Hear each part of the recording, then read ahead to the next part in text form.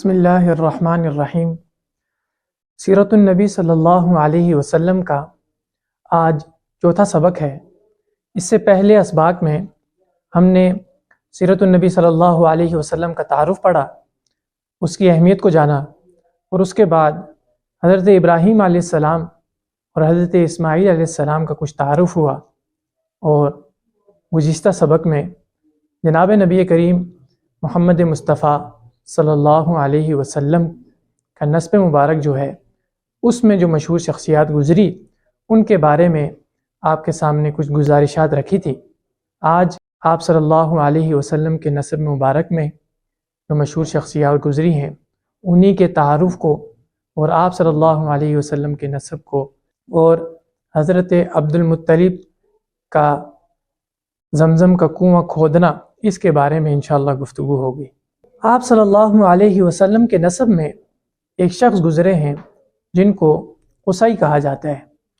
قصی کے بارے میں گزشتہ ہفتے بھی کچھ بات ہوئی۔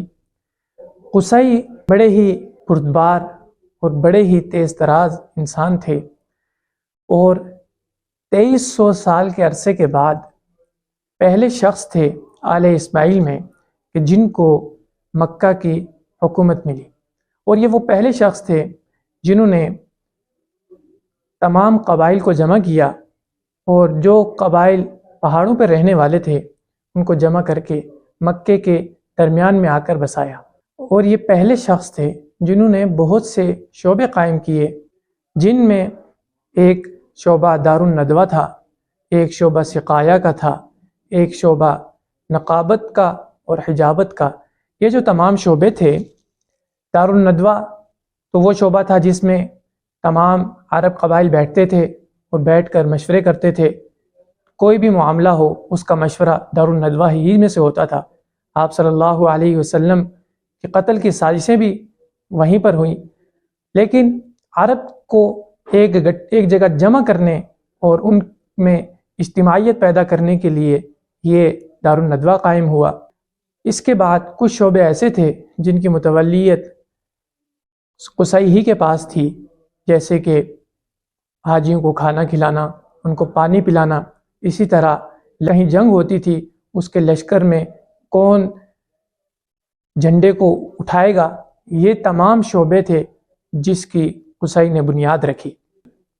قصی کو اللہ تعالیٰ نے اولاد عطا کی، ان میں جو مشہور اولاد تھی اس میں ایک عبد الدار تھے اور ایک عبد مناف تھے۔ عبد الدار جو کہ بڑے تھے اور عبد مناف چھوٹے تھے۔ عبد مناف اپنی صلاحیتوں کی وجہ سے بہت کچھ انہوں نے حاصل کر لیا، لیکن عبد الدار بڑے تھے، اس وجہ سے جب قصی اس دنیا سے جانے لگے تو انہوں نے عبد الدار ہوئی کو اپنا وارث بنایا۔ عبد مناف کے بعد، ان کے جانے کے بعد، عبد مناف کے ایک بیٹے تھے، ان کا نام ہاشم تھا۔ ہاشم کا اصل نام جو تھا وہ تھا عمر۔ چونکہ ایک دفعہ قحط کے زمانے میں انہوں نے تمام حاجیوں کے لیے اور مکہ کے تمام لوگوں کے لیے ایک بڑا حوض بنایا، اور اس حوض میں انہوں نے تمام لوگوں کے لیے روٹی کو توڑ کر جمع کیا اور روٹی کھلائی ان کو سرید بنا کر۔ اور ہاشم کا مطلب یہ ہے کہ چورا چورا کرنے والا، توڑ توڑ کے کھلانے والا، تو اس سے ان کا نام ہاشم مشہور ہو گیا۔ ہاشم بھی اپنے والد کی طرح اور قصی کی طرح بڑے ہی ہوشیار شخص تھے، بڑے ہی وجاہت والے شخص تھے۔ آپ صلی اللہ علیہ وسلم کے نسب میں جتنے بھی لوگ گزرے ہیں وہ تمام کے تمام اپنے دور میں، اپنے علاقے میں اللہ تعالیٰ نے ان کو بڑی ہی عزتیں دی ہوئی تھی، اور بڑے ہی جلیل القدر اور سردار لوگ تھے، اور ان سب میں اللہ تعالیٰ نے کچھ نہ کچھ صلاحیتیں رکھی ہوئی تھی۔ قریش کو قریش کہنے کی وجہ یہی تھی کہ وہ بہت ہی تیز تراز تھے، اور ایسے دور میں کہ جب فارس اور روم ان کی حکومتیں تھیں، ان پر کوئی حاکم بننے کے لیے تیار نہیں تھا اور ان پر کوئی حکومت نہیں کر سکتا تھا۔ ہاشم وہ پہلے شخص تھے جنہوں نے قریش کے لیے سال میں 2 سفر شروع کیے۔ سال میں ایک دفعہ یمن کا اور ایک دفعہ شام کا سفر کرتے تھے۔ اللہ تعالیٰ نے قرآن پاک میں اس کو قریش پر بڑی نعمت بتایا۔ ہاشم ایک دفعہ سفر کے لیے شام جا رہے تھے، راستے میں یثرب جو کہ بعد میں مدینہ کہلایا گیا، یثرب میں وہ ٹھہرے، اور وہاں پر انہوں نے قبیلہ بنو نجار کی ایک عورت سے شادی کی جن کا نام سلمہ تھا۔ اور 2-3 مہینے وہ وہاں ٹھہرے اور پھر وہ وہاں سے آگے شام کی طرف چلے گئے۔ شام میں وہ بیمار ہوئے اور ان کا انتقال ہو گیا اور غزہ کے علاقے میں ان کی تدفین ہوئی۔ ہاشم کے انتقال کے وقت ان کی عمر 25 سال تھی۔ جب وہ قافلے والے واپسی آئے تو مطلب جو کہ ہاشم کے بھائی تھے انہوں نے پوچھا کہ ہاشم کہاں ہیں، تو انہوں نے بتایا کہ ان کا انتقال ہو گیا ہے، اور یہ بھی بتایا کہ انہوں نے ایک شادی کی تھی اور اس سے ایک اولاد بھی ہوئی۔ ہاشم نے جو شادی کی اس سے اللہ تعالیٰ نے ان کو ایک بیٹا عطا کیا۔ جب وہ بیٹا پیدا ہوا تو اس کے سر کے بال سفید تھے، اس سے اس کی والدہ نے ان کا نام شیبہ رکھا، یعنی چمکتا ہوا۔ جب شیبہ کچھ بڑے ہوئے تو مطلب اپنے بھائی کے بیٹے کو لینے کے لیے یثرب گئے، اور جب وہ یثرب پہنچے تو یثرب سے پہلے انہوں نے کچھ بچوں کو کھیلتے ہوئے دیکھا تو وہیں پر اپنے بھائی کے بیٹے کو پہچان لیا۔ مطلب یثرب گئے اور انہوں نے ان کی والدہ سے کہا اس کا والد بڑا آدمی تھا اور یہ یہاں پر ضائع ہوگا، اس کی صلاحیتیں ضائع ہوں گی، اس کو آپ ہمارے ساتھ بھیجیں تاکہ یہ جو اس کی والد کی اتنا بڑا نام تھا اس کا اس کو حصہ ملے۔ مطلب شیبہ کو لے کر مکے کی طرف روانہ ہوئے۔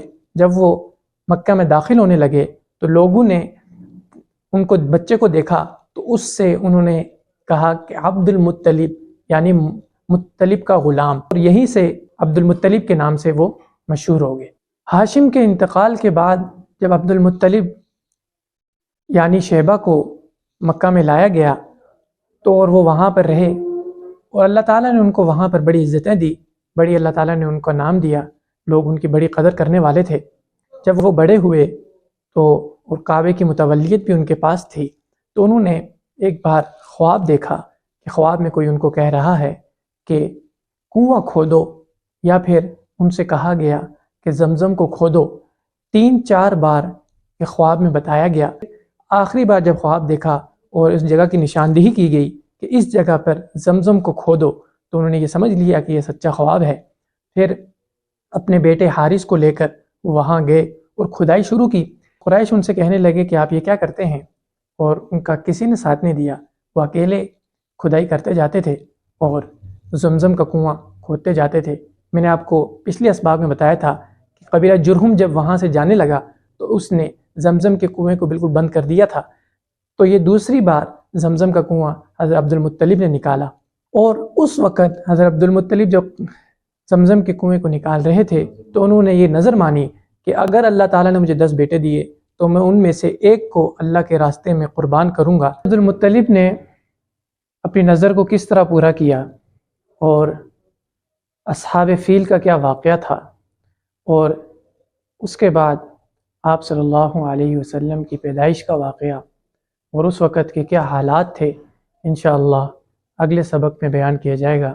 آپ حضرات سے گزارش ہے کہ ہماری ویڈیوز کو زیادہ سے زیادہ شیئر کریں، اور اس کے ساتھ ساتھ اپنے بھائی جو غزہ میں، فلسطین میں مسلمان بھائی ہیں، ان کو اپنی دعاؤں میں ضرور یاد رکھیں۔